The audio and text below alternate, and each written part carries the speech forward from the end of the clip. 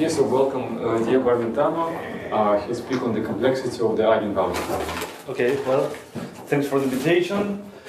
Well, the problem I'd like to address is the following. So, given a matrix A, let's say over the complex space, and my n matrix, the problem I would like to see is this one: find lambda b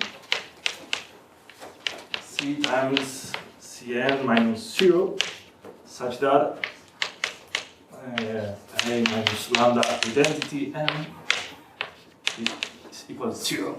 Okay, this is known as the eigenvalue problem. Okay. So the first thing is, since this system of equations is homogeneous here in B, we can change this by the projective space if we want here.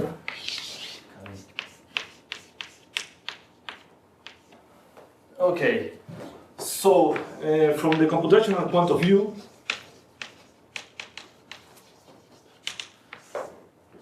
the input is our matrix A, okay? And the output is some pair lambda tilde b tilde, which are close enough to a real eigenpair, eigenvalue, eigenvector. So that approximates a real eigenvalue, eigenvector. Okay, this should be our output of our algorithm designed for this problem. Okay, so the first thing is to mention what we mean by approximation here. So there are different kind of possible definitions here. So the first, there are many. I will mention just two. Okay, the first one is what is called an epsilon approximation. And what is that? It's just that the distance under some distance over this space, here, it's here or here, is the distance of the output to the real one is less than epsilon. Okay? And that's where d is some distance. This is one possible definition. The other one we want to take is what is called a Smale approximation 0. The second one. So for this, first we need to define what should be the Newton's map here. This system of equations, when you fix A, you can define this function. Well, on the reverse side, in a way. So you want to find the roots of this system. You can take the linear approximation of this, solve that, and this is exactly what is the Newton's map associated to this. So, let n f a the associated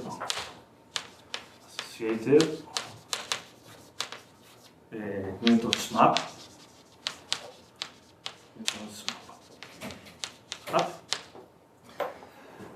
Yeah, you have to define, but I don't want to enter in the details. But it's just that, okay? So once you get that, you will say that a Smale approximate 0 or eigenpair or whatever is such that the lambda, our output, is in a specific basis of attraction of the Newton's map. Well, the specific could be, this is the precise meaning, that the distance of the Newton's map applied to k times to the lambda tilde b tilde, the distance to the real eigenpair is less or equal than 1/2 2 to the k minus 1 to the distance of the first to lambda. So it is in this specific basin of approximation of the Newton's map. This will say that is a small approximate zero. Okay? Zero or compare. Yeah, if you have questions, please ask me. Yeah. So, so these are two different kind of notion of approximations. This is a bit stronger. Why is that? Well, because once you know that you got an approximate zero, then if you want to take an epsilon approximation, you have to take some more steps of Newton's map to get that epsilon, and that's it. The other thing is, for example, when you have a cluster of roots or cluster of eigenvalues or eigenpairs, and in this situation, you can maybe, if all the clusters, the difference between points are less than epsilon, you can see just one output for all of them, and here you can individualize each one of the points. Okay, so they are quite different, and this is quite more stronger in that way. Okay, so this is. So we have the input. We have a notion of what should be our output of our algorithm to solve this problem. So let's talk about the efficiency of algorithms for this. So we will define what is the complexity of an algorithm, and this algorithm.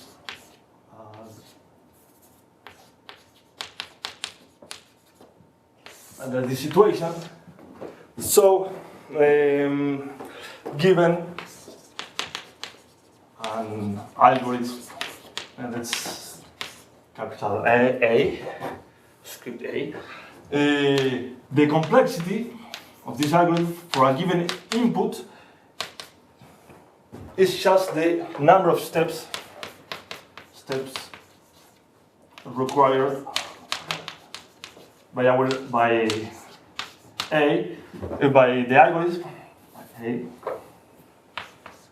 to terminate or to give an output. Okay, of the given matrix, of the given input A. Formally, we can define this as the number of arithmetic operations that our algorithm do, but I will refer to just as the number of steps. Okay? Good.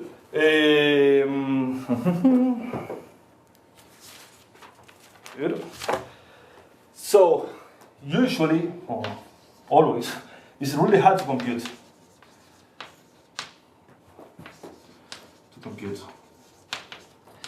And this is, I mean, if we know the complexity of an algorithm, we can compare algorithms. We have two algorithms. If we know the complexity, we can say, well, this is better than this one. So for that reason, it's a good notion to work here. So but since it is hard to compute, the usual way we work with this, it's suggested by Steve's mail, is okay, let's take the input at random, and then compute what is called the average complexity, and compute average complexity.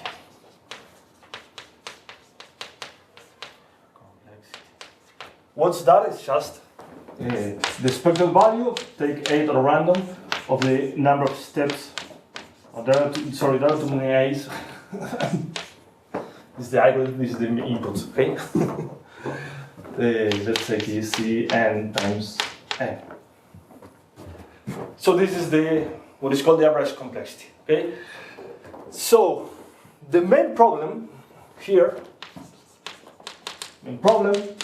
is find an algorithm A such that the average complexity of the algorithm is polynomial in the dimension of the input. So here is just n, n squared. This is the main problem we would like to address and try to solve. Okay. This is motivated by this Mail 17 problem, where the same question is is done for the case of homogeneous polynomial systems, and where you want to find a root in average polynomial time. Okay, so this is the mutatis mutandis way of translate that problem to the eigenvalue problem. Okay. And this is regardless of how big the coefficients of that polynomial are. What is should be here is in that case the dimension of the input is is the number of coefficients. The number of coefficients. I mean the size of the coefficients. The size? Yes. This is polynomial, right? So polynomial has coefficients. Yes. So what if the coefficients are so big that you cannot even express such a number? Suppose it's quadratic polynomial. Yeah, but the leading coefficient is like. Universal polynomial, which has an n. We found that I have to specify that, but we want I mean, let's say okay. Let's change here by this is less than n to some power d. Where d is not a big number. It's not a big number. Yes, universal. Yeah. It's just it depends on the on anything universal. Universal. Okay. We will see that 9 is okay. Okay.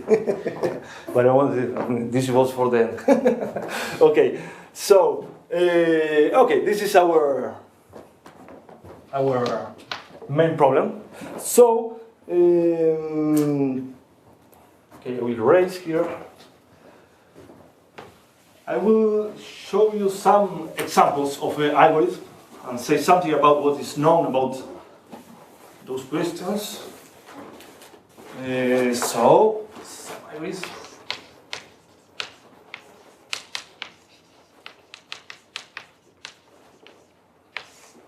Okay, the first maybe naive example, the simple one maybe is, okay, why not take the characteristic polynomial and solve it. That is,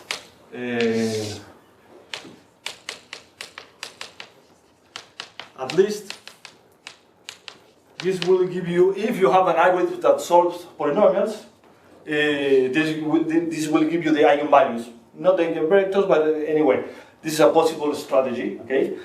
And then solve by some method this. I have a question in your formulation.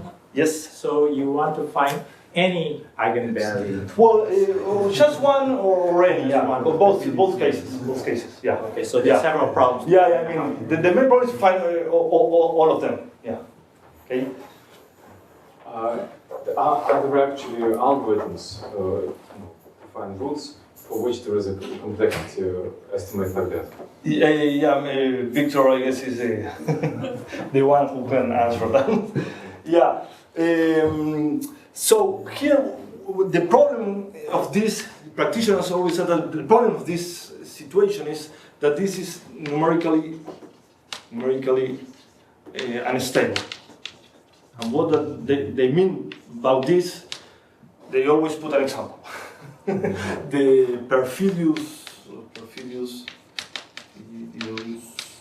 the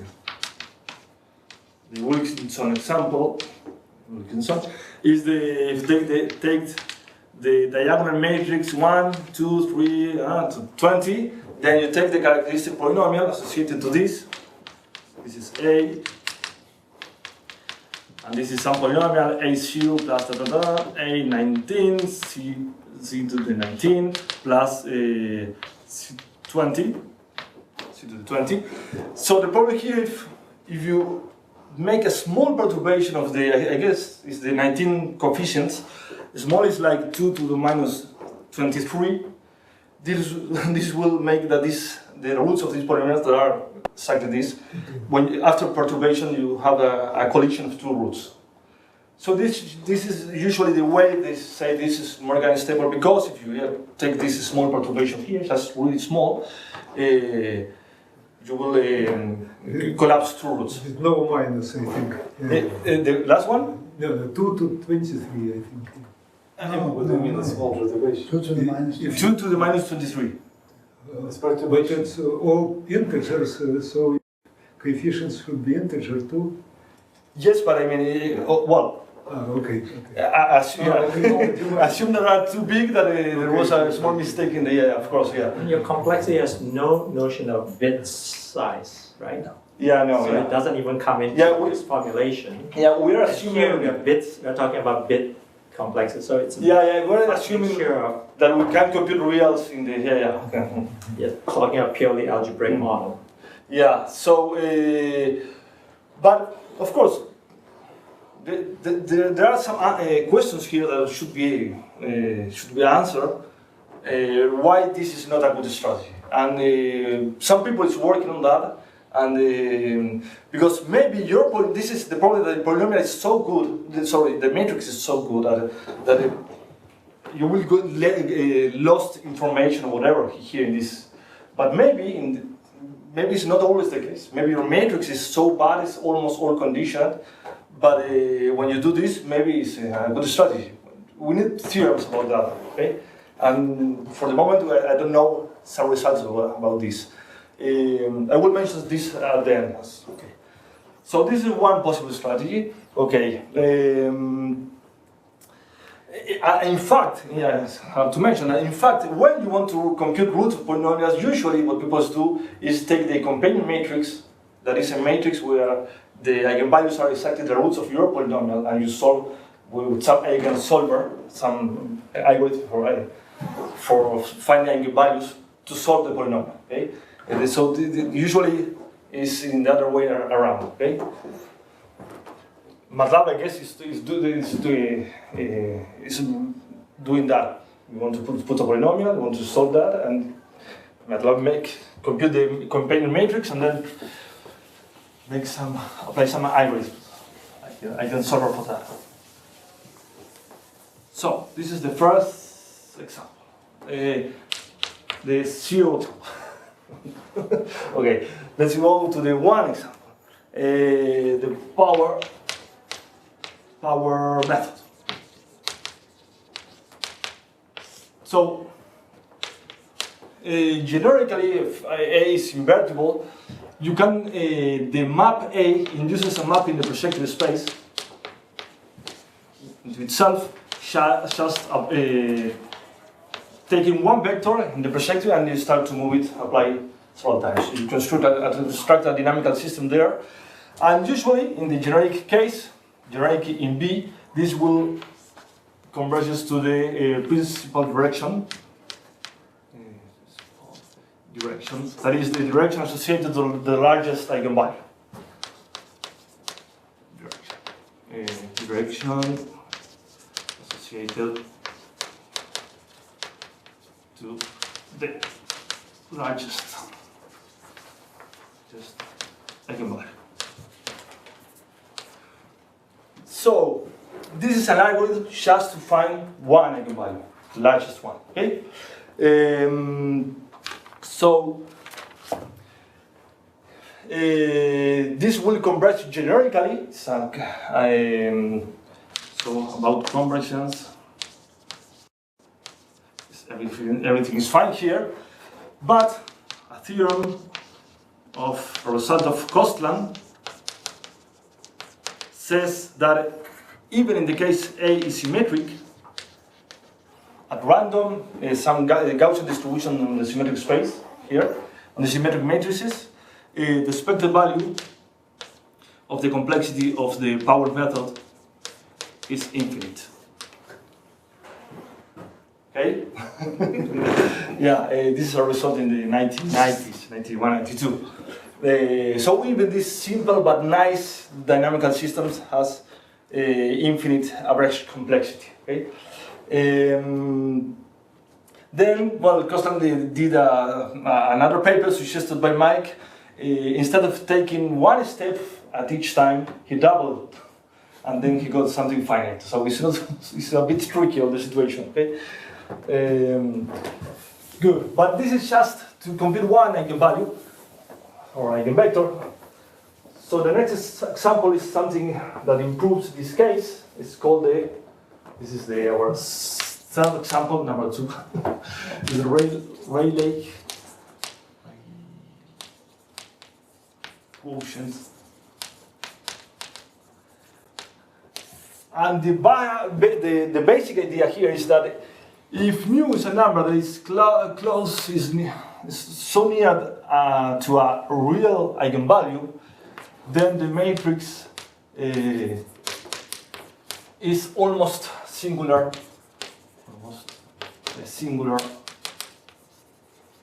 In the direction, in the associated direction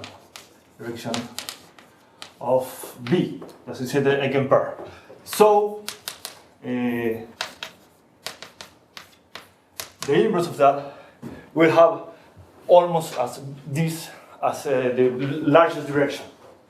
Okay, so it's this power method with this trick, and you can say what is exactly the algorithm. Okay, we define mu as a to the predefined vector here in the sequence, 1 square. Then you solve a minus mu identity times y equals to this vector, and then you define the next one, bj, as the normalization of y. This is the algorithm. Okay.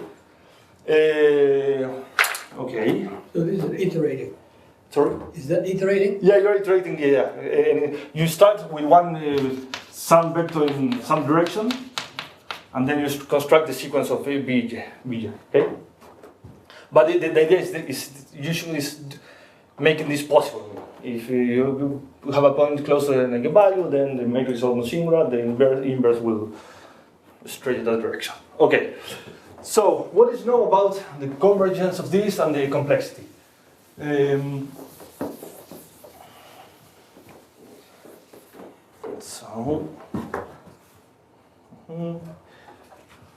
So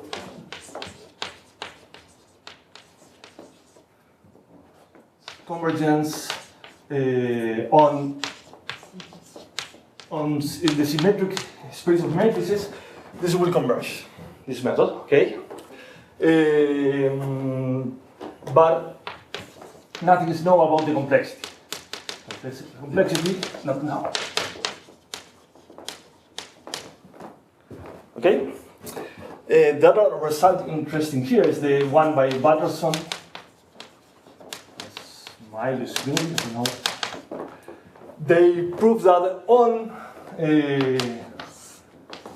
there is on the general case in the R, not the symmetric one, this method does not converge. Does not converge. And in fact, what they prove is there is in this case, this general case of real matrices, you may find an open set of matrices where for each one of those matrices there is an open set of initial conditions where this does not converge. Okay, so there is no complexity. You can't speak about complexity. So okay, interesting result. Okay. So that shouldn't be considered as an algorithm. Well, it might know this story, but they use it when it was used after this theorem arrives to the tables. Yeah. Okay. So, a new example of this, the famous QR method. The idea is quite simple. You want to solve the eigenvalues of this, find the eigenvalues of this matrix. You write this as composition. This is an orthogonal, and this is upper triangular. You do that. It's like a somehow Ramsey. This is the non-QR decomposition, and then you define A1, a new matrix that is just switch the order here. And now what you get is that A1 is you recompose here by the identity. So you take Q0 transpose Q0, so you get the A here inside. So this matrix has the same eigenvalues again as the first one. But the nice thing, if you continue, you write this as R1, Q1, and then you do the same. There is a theorem that says that this matrix you are making with the same spectral as the first one, this will converge to an upper triangular. So the eigenvalues are in the diagonal. Okay, this is the QR method. This will converge even on the complex case, generically on the A. So convergence is fine. That's fine. However, the average complexity again is infinite. The simple answer to this is that just a corollary of Cosman result, because you can see that this what you are doing is some kind of power method on a general kind of flag manifold, and one of the directions is just the first vector is moving as the power method So as a corollary, you will get just the first column will take average complexity infinite to get to the next approximation. Okay. I don't want to enter in details, but the QR method is somehow a power method on a different manifold, just some stratification of subspaces there. So it's some kind of generalization of a power method. Okay? So, okay. 4. And this is the one people usually use. This is QR with shift. Shift, or in particular Francis' example. And the idea is to do this kind of QR, but with this kind of shift in the middle. Okay, you update somehow and you do the QR. I don't want to specify the details, but I want to mention that there is no convergence results. Yet. So it's an outdoor problem. And of course, there is no complexity, even if you first need to answer this question. Okay. Okay. So we are arriving to the last method I want to mention. There are homotopy methods.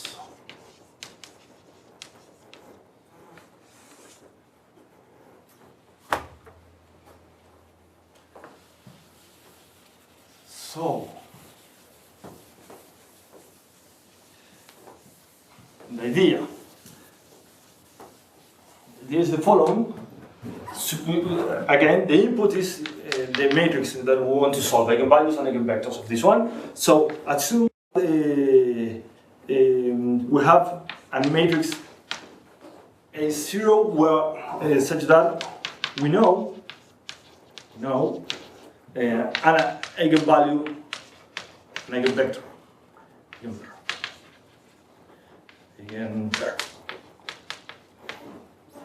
Okay, let's say a diagonal matrix. One or all? Let's say one, yeah, and then, yeah, one. For example, a diagonal matrix. We take the diagonal, okay, good. Then the idea is to construct a path connecting A0 with A1, that is just the matrix you want to solve. Okay, it can be a linear homotopy, just the segment or whatever. Okay, so you will have this kind of okay. Okay. So 0. One that is A. Okay, so if everything goes well in this path, there should be a path of eigenvalues and eigenvectors of an intermediate matrix here, the path such that AT minus lambda t identity equals 0.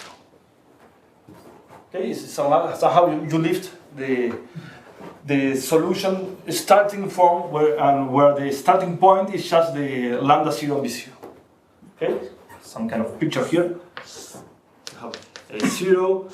This is in the space of matrices. A1 this A. Here there are the lambda b, and then you have a starting point here with the A0 with lambda 0 b0, and then there is a path. And in fact, this is what you want to find, this point here, or an approximate solution of that. Okay. So what you do? What are exactly homotopy methods? Are a way to approximate this path by a finite set of points. So something that you have a partition here, and you will have some kind of path approximating this. Somehow, I will maybe have time. I will explain the strategy there. So the idea is as follow.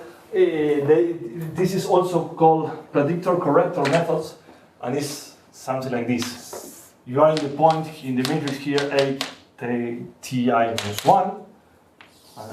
This is the color here. Yeah.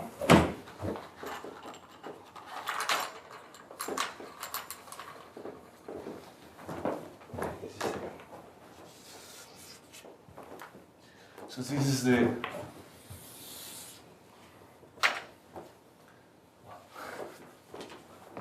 too easy to one example.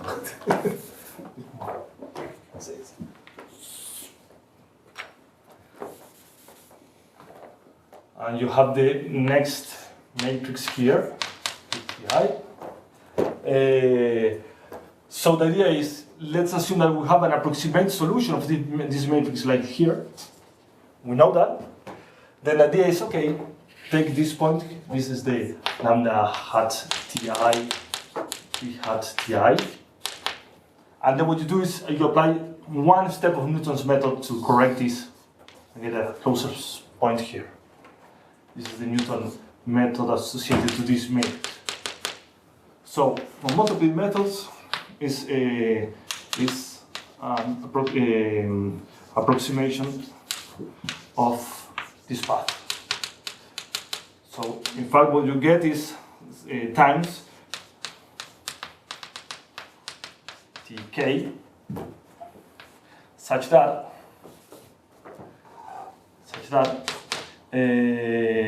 lambda ti hat v ti hat is an approximate zero or eigenpair of the matrix ATI. Okay, and given this, the way, the not easy way is, well, how to compute these points here. It's not equally distributed. Depends on which is the angle here. Okay, I will mention just a few words about that. But now we have an explicit way of computing complexity. This is the complexity here, the number of steps. So this k here is the complexity.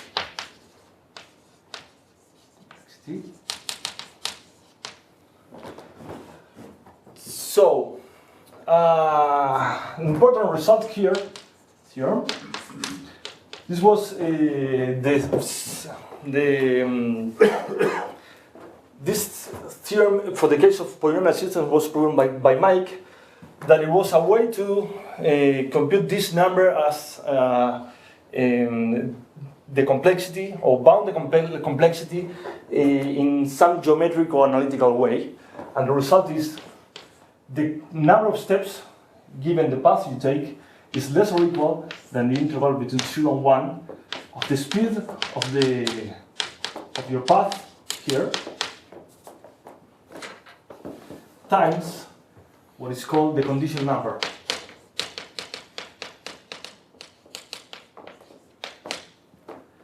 Here the condition number is a measure of how It's a measure of the sensitivity of if you perturb the matrix, how the eigenvalues eigenvector will change. Okay. For example, if A is symmetric, the condition number of one of the eigenvalues, an eigenvector, is just the Frobenius norm, and here's the minimum of the eigenvalue lambda 1, the difference between the others. So when the condition number is large, when there are two, there is another eigenvalue really close to lambda 1. Okay? This is in the symmetric case. In the general case, it's a bit different, but just to show as an example of the condition number. This puts a measure in the space of matrices. So the interesting thing is now, if you want to bound the complexity of the average complexity, you need to bound this integral. It's a way to attack the problem. Okay. So now I can state this is a joint work with Carlos Beltrán from Cantabria, Peter Bürgisser from TU Berlin, Felipe Cucker, Hong Kong CTU, Cucker, and Mike. Who's there? So we take a specific diagonal matrix. I don't want. We find, let's say, we find a A0 diagonal. So this is the A0, the one where we will start the path. Okay, it's some diagonal with some eigenvalues in the diagonal, of course. Splits to 1, okay? And we find out, and we prove that the average complexity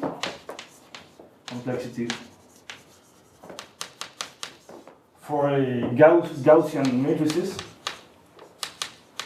on Cn times n of linear homotopy, that is, we fix this one and then they take paths to the random matrices, just the segment, linear homotopy, and we get that the average complexity is bounded by and we put the average complexity on here, yeah, is bounded by n to the 9. Maybe it was n to the 7 and for one eigenvalue, and n to the 9 to compute all the eigenvalues. I can't remember exactly, but it was some kind of this number.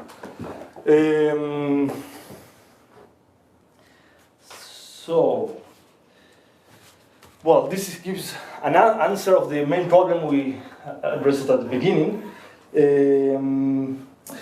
Of course, I didn't mention, but why we use homotopy methods, and this is suggested by the success of homotopy methods to attack SMEL-17 problem of finding the same problem, but for the case of homogeneous polynomial systems, where it's solved. And many people works there, and Pierre Lares was the last one who finished the whole program, but many friends, colleagues work on that. So suggested by that, we enter in the case of the eigenvalue problem using this kind of algorithm. And well, we succeed to prove this main problem of finding an algorithm with average complexity polynomial in the input, in the measure of the input. So I will write some questions or open problems associated here, just to end the talk. I will finish before that.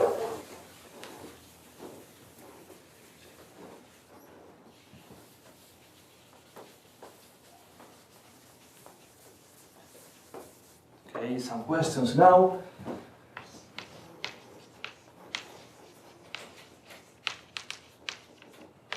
Maybe I have to say this paper is in GEMS, And also you may we propose several theorems inside. Not only the case of a fixed matrix, we also take a possibility to take a random matrix where we can construct the eigenvalues and eigenvectors. Let's say that we construct a diagonal matrix with the entries are Gaussians, or are random, and we take that this as another example of computing the eigenvalues, not just the fixed starting point. Okay, so concerning that starting point of homotopy. So here there are several questions. For example, which is the best matrix to start the homotopy? For example, okay. This is the if there is a best matrix, find it. Should be diagonal. Well, we guess so. Also, there is another possibility. Is well, why not take an initial matrix that depends on the matrix you want to solve? Say, for example, you want to solve a matrix A, and instead of taking the path always along, starting from the same starting point matrix, say, perturb this matrix to impose an eigenvalue eigenvector. Let's say that you have a matrix A with this is a J, and let's say H0 is put a 0 in the first column, and then you have the matrix.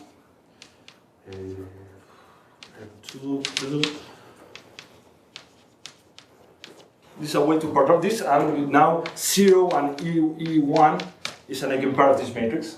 And do the homotopy from this one. Well, we don't know yet how to compute the complexity, but it will be nice and compare it with the case of that theorem. Maybe it's better, maybe not. What else?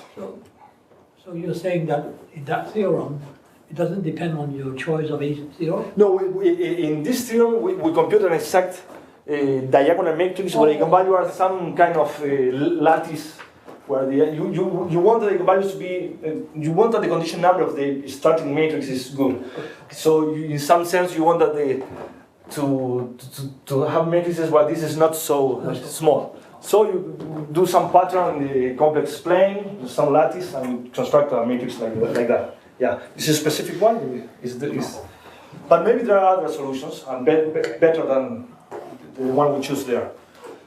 So this is concerning the starting points, and also why not take something like this? Okay. What else?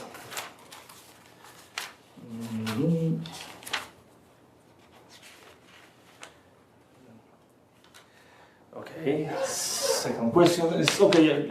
Let's return to the characteristic polynomial. So we need an understanding of this map that takes the matrix to the polynomial, to the coefficients here.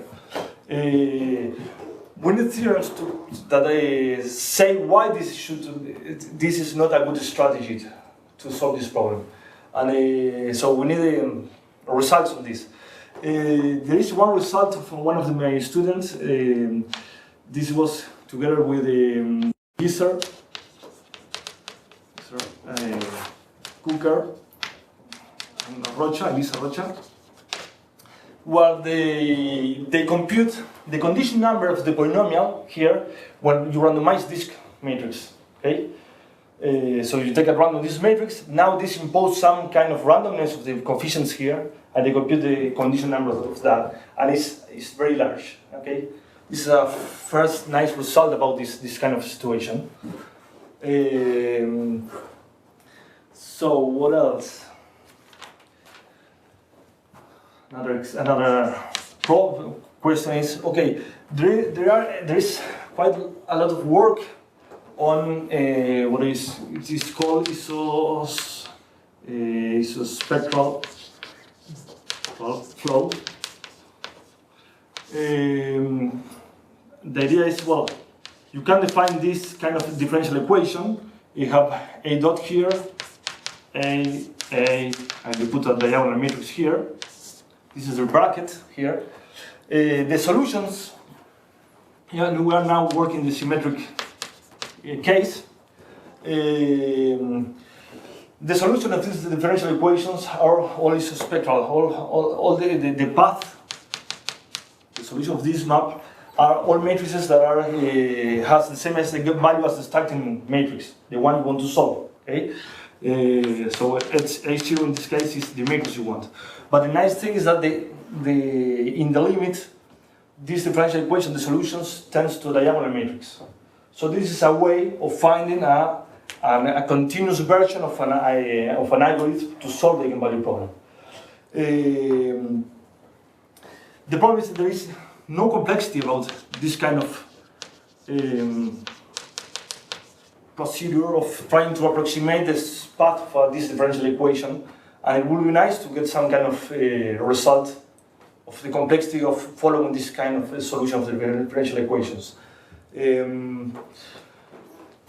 For sure, they will be related with some kind of curvature, or the integral of the curvature of the solution, but I didn't find any result concerning that, and it will be interesting.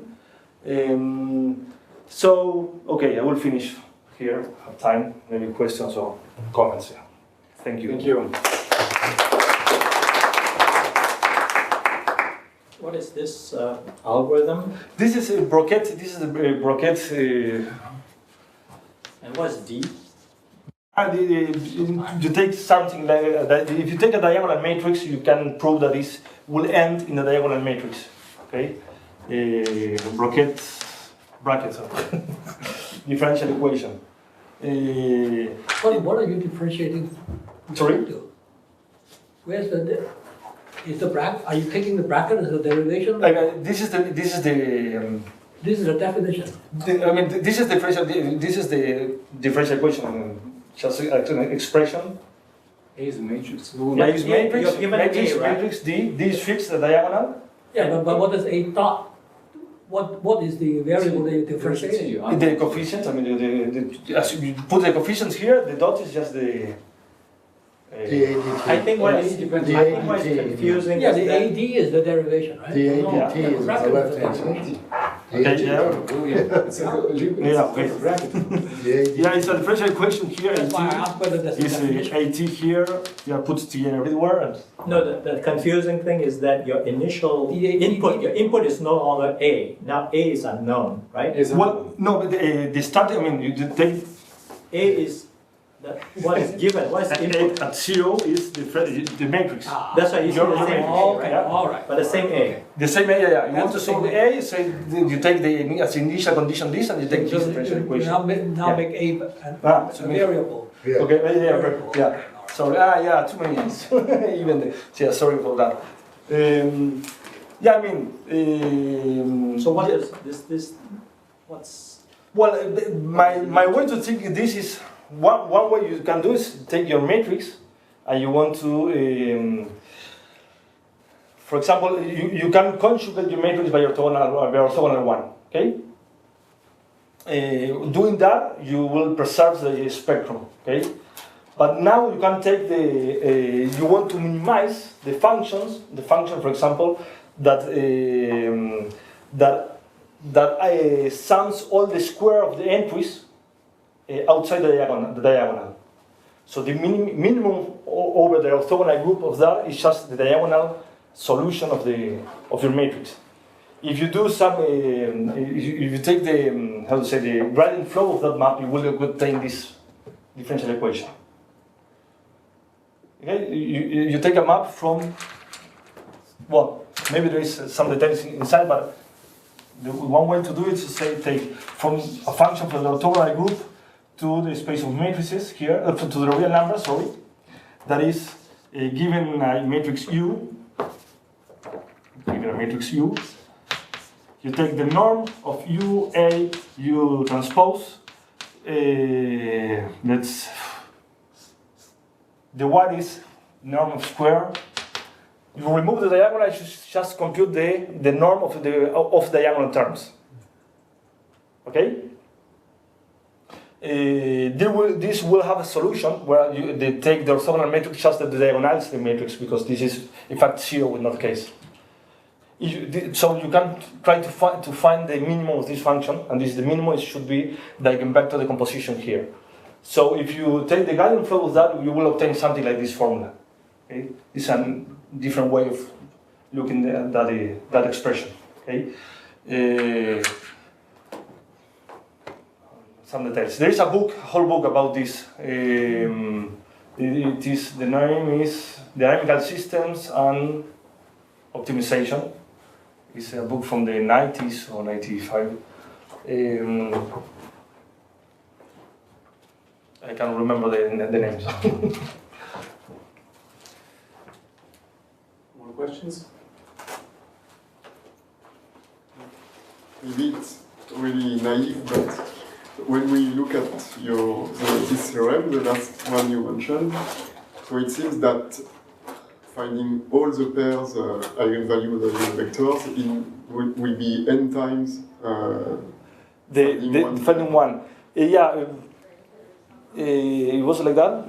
I can't remember. I mean, because of that, I was doubting if it is correct. And n to the 9 is to find all of them.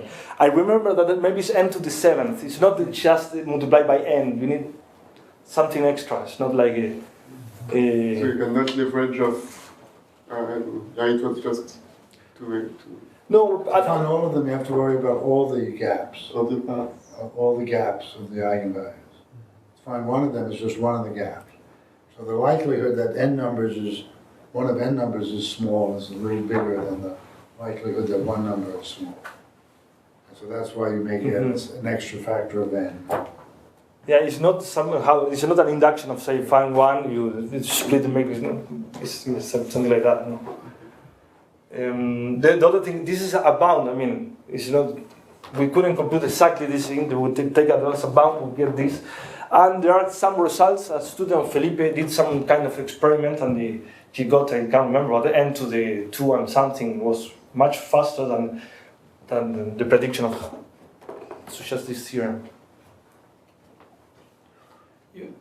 You are using the Gaussian distribution? Gaussian distribution, yeah. So is there any result for other kind of? Well, like you need something invariant on the direction of the unitary group or orthogonal group, or whatever, to make computations, to make life easy. This is why we use this kind of distribution. We don't know anything about uniform distribution. But the average complexity could change. Yeah, of course, but we don't know how to do it. No. You don't know how they change, or how they're related. No. There's no idea about that. So you use the metric lambda, comma v. I mean, lambda seems to be more important than v, but you don't care. Well, it depends. I mean, isn't it? I mean, in this framework, we compute both at the same time. Right. Because usually, I mean, you can compute the lambda, but it's tricky. I mean, once you have an approximation of lambda, you have to take care that the approximation, there is an extra perturbation for the eigenvector. Yeah, so this is why we work together, the whole problem, finding the lambda and v at the same time.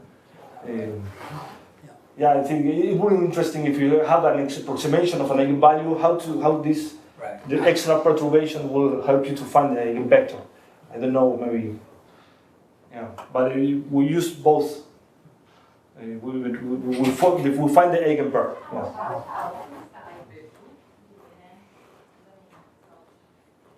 More questions? So when you say the average complexity is infinite, you are also assuming Gaussian? Yes, Kostland did it for the symmetric in the case of Gaussian. They use at the end some invariant distribution of the orthogonal group that is almost as the Gaussian. Because everything here should be, in all this framework is invariant on the scale of the matrix.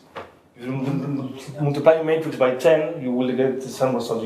You do every computations trying to avoid this kind of scaling. Yeah, normalizing, exactly. Normalizing.